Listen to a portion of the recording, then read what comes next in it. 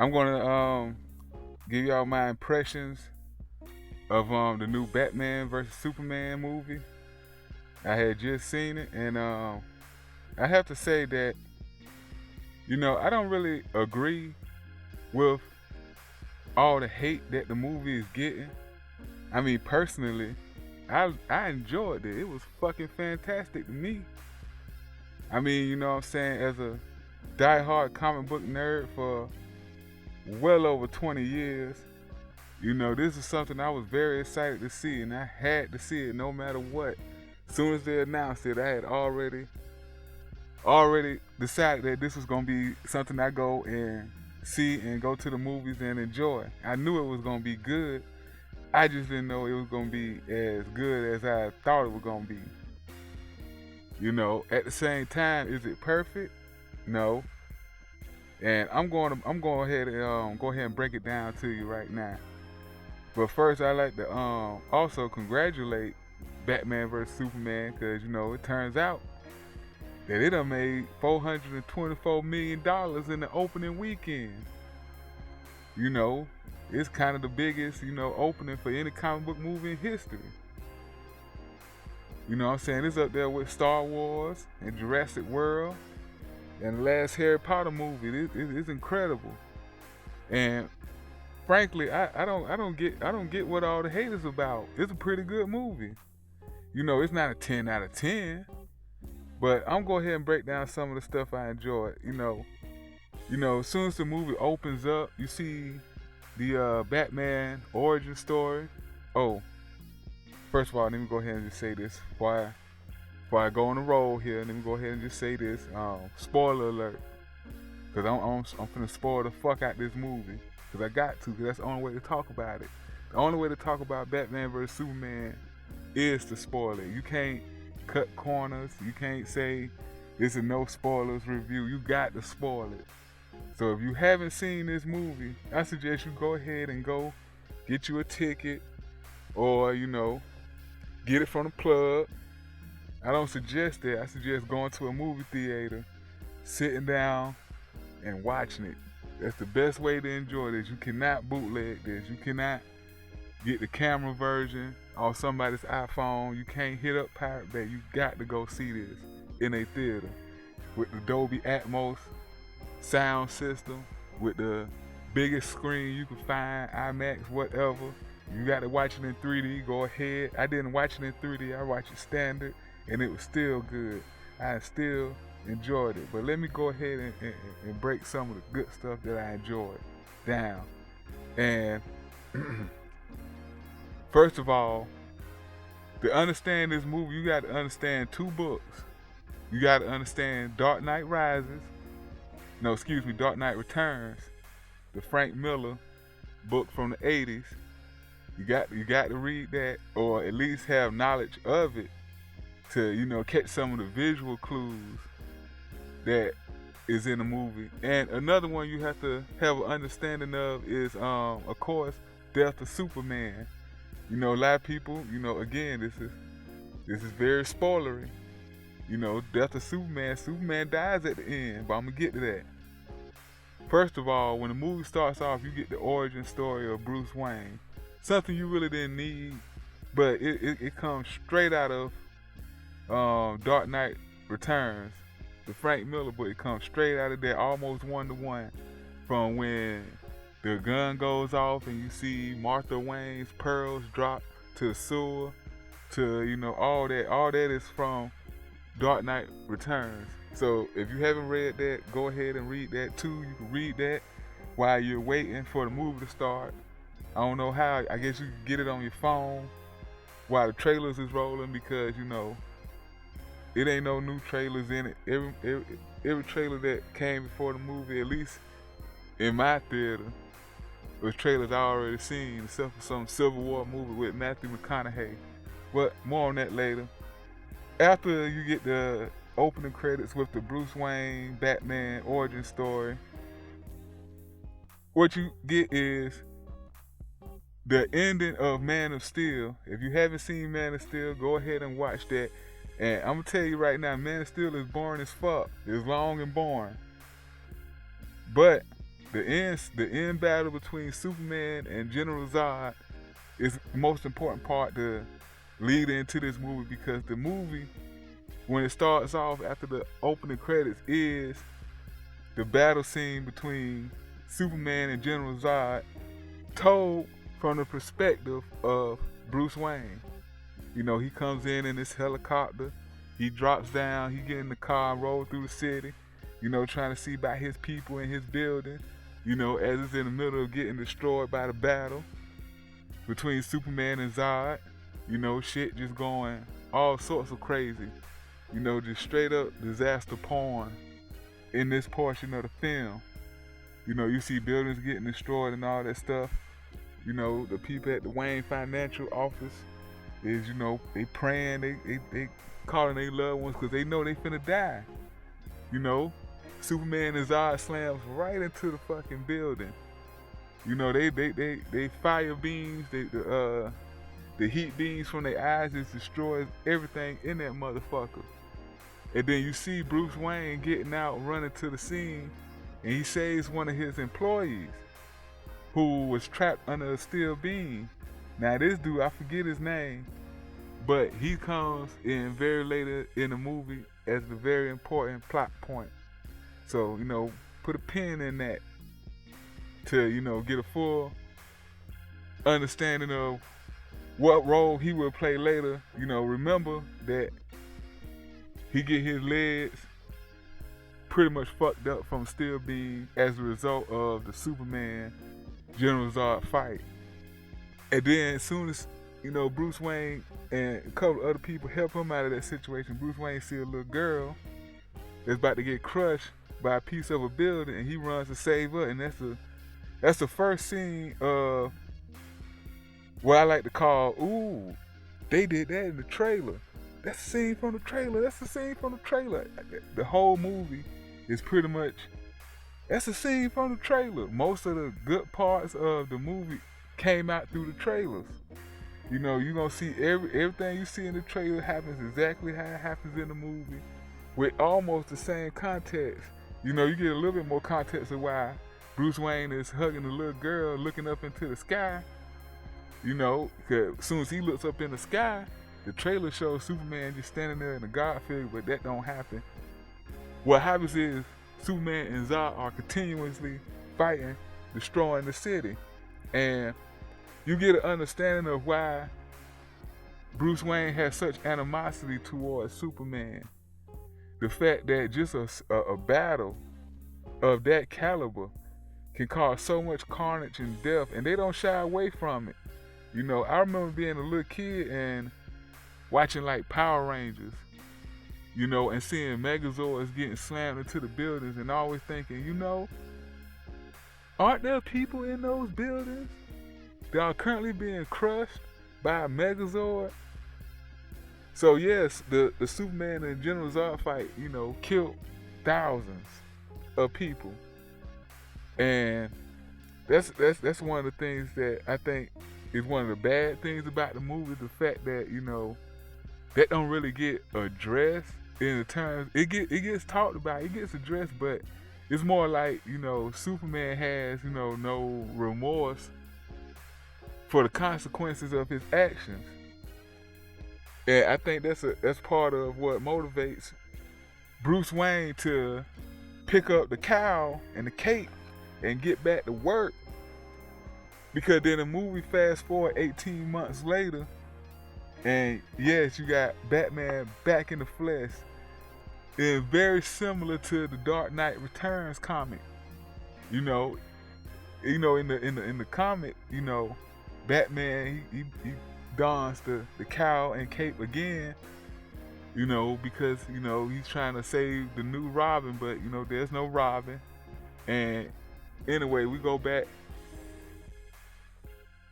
18 months into the future after the events of Man of Steel, and, you know, you get a scene with Lois Lane in the middle of some African country ran by some African dictator, her and Jimmy Olsen. And I'm cool with what they did with Jimmy Olsen. I just wish they hadn't had to do it. apparently there's no room for Jimmy Olsen in the canon, excuse me. But so in this scene, they just had when he apparently became a CIA agent and slash photographer, and he gets murked pretty early in the movie. They're like, fuck it, no Jimmy Olsen. We're not gonna have Jimmy Olsen in this universe, y'all. Just get used to it. No Jimmy Olsen. Let it go. You want to see some Jimmy Olsen? Watch Supergirl. Enjoy yourself. Black Jimmy Olsen lives. White Jimmy Olsen gets shot in the head by some Russian motherfucker. He has a name. He plays a very important part in the movie. He's part of, Lex Luthor group. But I'm getting ahead of myself here. All right. Apparently, the whole thing was just a setup to lure Superman in Africa and to blame him for the deaths of, some African people. It kind of remind me of what they're trying to do to Donald Trump. Predictive programming. Start a fight at somebody's, rally, or in the case of the movie, during the event of which Superman has to save Lois Lane from getting murked. And so Superman is there. They kill the Africans to blame it on Superman because Superman is there and he only actually probably killed one, and that was the main dude. I mean, you could say whether or not did Superman kill him. Superman pushed him through 2 brick walls. Alright, this nigga is not alive. This nigga is dead. That nigga is dead. He went through 2 brick walls being pushed by the force of Superman. And then, we get the scene of Superman. He's Clark Kent. We get the scene of Clark Kent in the tub, with Lois Lane, just like in the trailer. Superman is pretty much a depressing figure in the movie. He's kind of bummed out most of the time. But anyway, we get a couple of scenes of, Superman or Clark Kent, doing his daily planet shit. None of that shit is really interesting except for Lawrence Fishburne as Perry White, which is, again, this movie it has very strong performances from key actors playing smaller roles. Like, really, the only problem in the movie is Superman, and to a certain extent Lois Lane, but I think that was mostly writing. And for the Superman part, I think that's mostly because of the ideology of who Superman is as a character in the times that we live in. You know what I'm saying? Like, Perry White, that was a pretty good character. Lex Luthor is kind of hit or miss. Sometimes, the thing you have to understand about Lex Luthor is that Lex Luthor in this movie is a mishmash of the old Lex Luthor from the early Superman comic books and the current Lex Luthor that we know and love today. The smart, maniacal genius mixed in with this goofy, almost childlike persona. I mean, from him explaining how he wants to, get all the stuff so he can make a weapon to defeat Superman or anybody like him. Eating Jolly Ranchers, putting it in the general's mouth, and shit like that. His little beef with the Senator Finch, or whatever her name was. All that shit is kind of hit or miss, but it didn't really. That's not what hurts the movie. If you want to say that the movie is hurt by anything, that's not what hurts the movie. But anyway, I'm not gonna give the entire movie away. I'm just going by scene by scene. But I just want to explain that the movie is not as bad as a lot of critics are saying, because I don't think that a lot of people really understood what they was really trying to do with the movie. You get the scene from the trailers where Clark Kent and Bruce Wayne first meet. Bruce Wayne is there to steal some files from Lex Luthor. So if you haven't seen the movie and you want to listen to these spoilers, and you're like, well, shoot, why is Clark Kent and Bruce Wayne is at a party together? That's why. Because Bruce Wayne is there to steal information from Lex Luthor on Kryptonite. Because Batman, throughout this whole film, main focus is wanting to bring down Superman. Because he's pissed off about, all the destruction that Superman has caused and the lives of his employees, which is understandable. Batman is out for vengeance. That's what Batman is. He is all about vengeance. And that's pretty much what the first half or the first third of the movie was mostly about.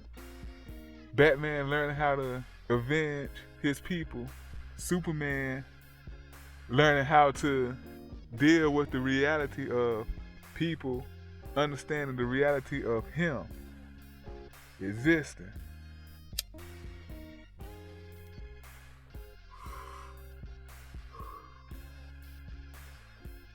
Also, really, and one of probably the best parts of the movie is Wonder Woman. I'm gonna go ahead and talk about Wonder Woman real quick. Wonder Woman was very good in this movie, despite how little we see her and how little is actually known about her. Like, basically, she's at the party to get the same type of files Bruce Wayne was getting. Number one, the main thing about Wonder Woman's part in this movie is the fact that she is never actually introduced. Like, you never actually hear her name, not her alias or Wonder Woman. You don't hear none of that in the movie. And if they did say it, I must have missed it. Like, it must have been that brief, because mostly she was just a woman. You didn't even know if they hadn't have told you that this was Wonder Woman, you wouldn't have known that was Wonder Woman. She was just been another chick trying to get information until you see the photos of her from 1918, and you see some of the stuff that Lex Luthor have already gathered. See, Lex Luthor have already gathered information on the other members of the Justice League. That was one of the files that was in the encrypted file Bruce Wayne was trying to steal that got stolen from him by Wonder Woman at the party. But she couldn't break into it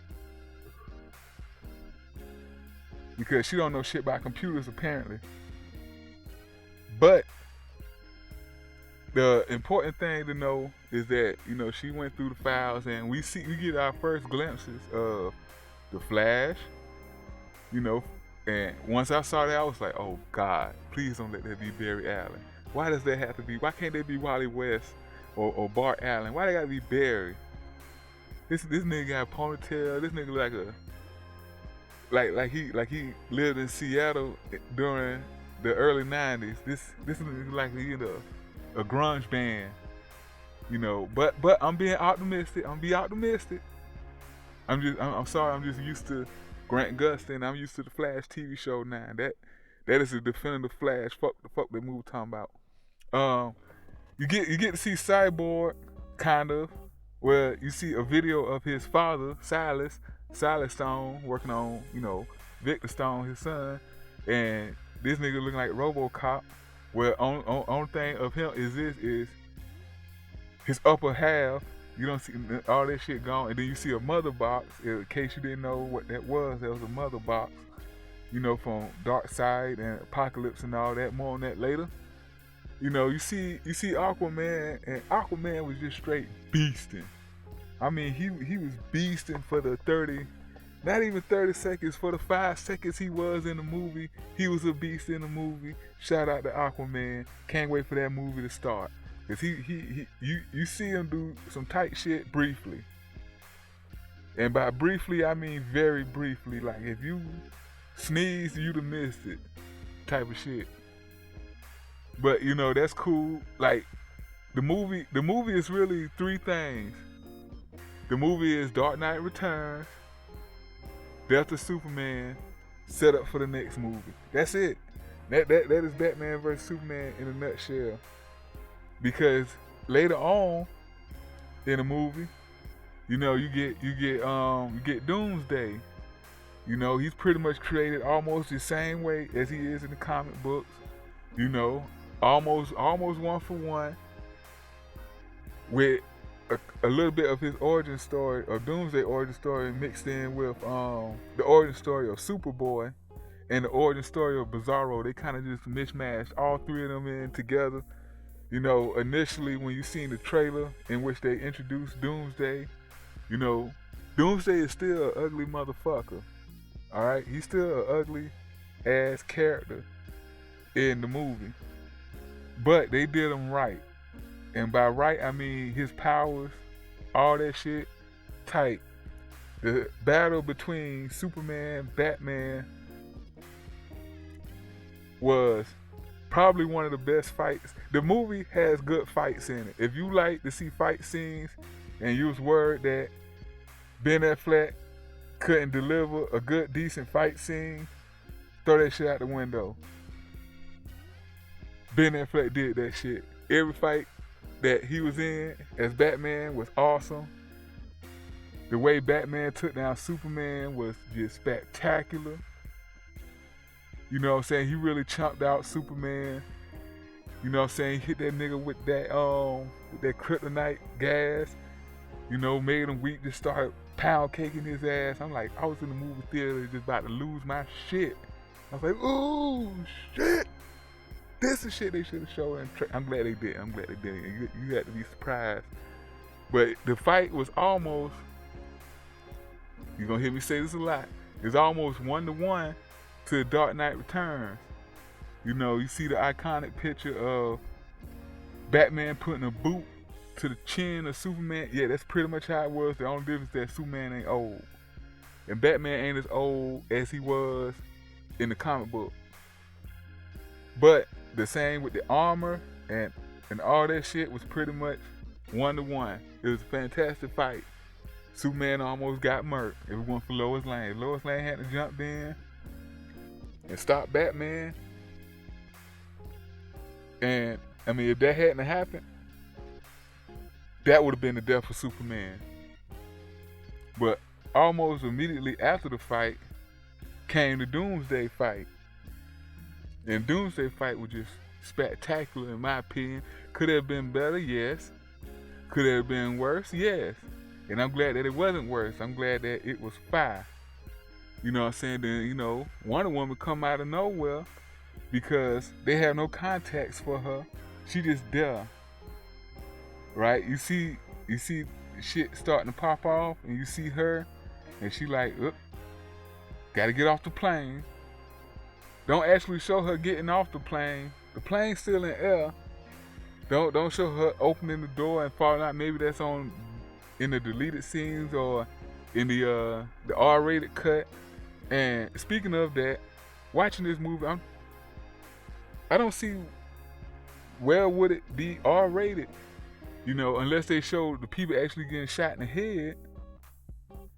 You know, unless they show them little small personal deaths. And even then, I don't really see an R rating in this.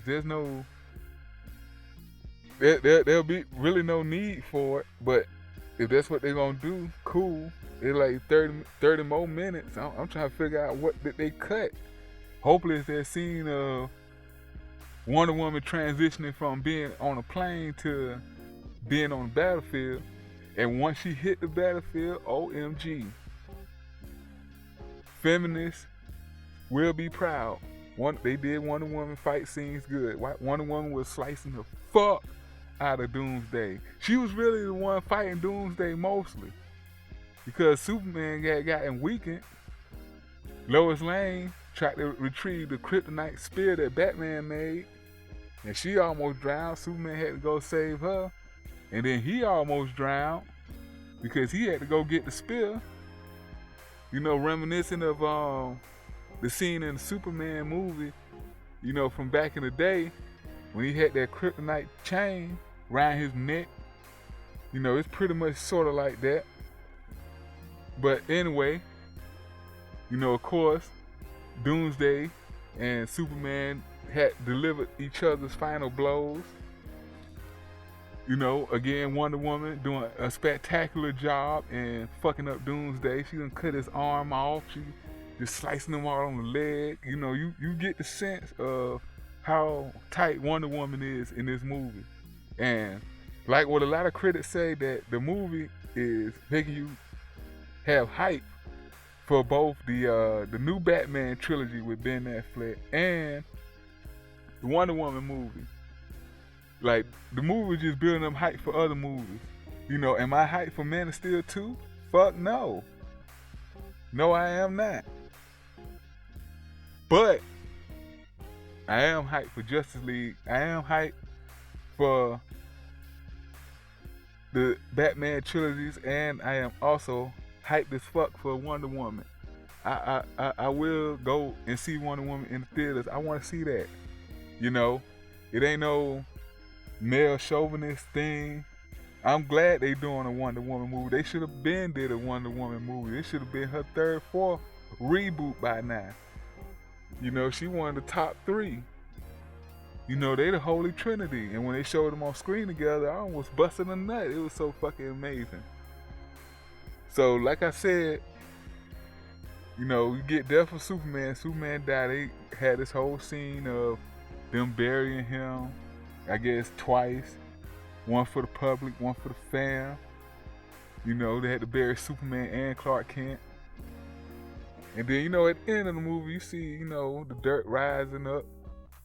Suggesting that, Superman gonna come back later. Just like in the comic books, where they do Superman like they did in the comic books after they had the death of Superman. I don't know. That would be awesome.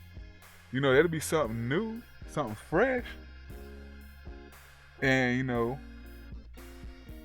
but long story short, the movie was good. It's not a 10 out of 10. It's more like an 8 out of 10. It's not as bad as the critics are saying. I don't even know. Like I said, I don't get why it receives so much hate. I really don't get it. But all in all, it's a pretty good movie. I enjoyed it. I can't wait to the next one. And I recommend that you go and watch this movie. Go and read them comic books that I named. And be hyped up. I don't give review scores. So I have, a little system I'm gonna work on. It's either hard or soft. You know what I'm saying? And this movie is most certainly hard. That's my review. That's my score. Hard. This shit is hard. That shit is hard. Fuck what the critics saying. Fuck what the haters are saying. This movie made $424 million. You know what I'm saying? It is not a failure. There will be more. They made their money. It's a good movie. You go watch it. Batman vs. Superman. That's my shit now.